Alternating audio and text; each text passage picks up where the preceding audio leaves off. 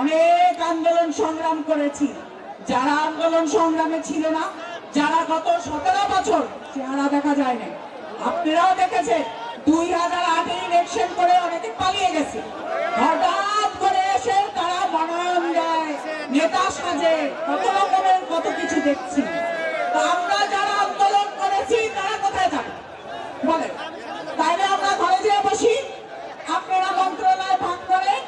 কর্মী বিএনপির যারা ছিলেন তারা সেই মুক্ত পথে, মুক্ত বাতাসে কথা বলতে আমরা পারছি। অবস্থান থেকে আমরা স্বাধীনভাবে রাজনীতি করব।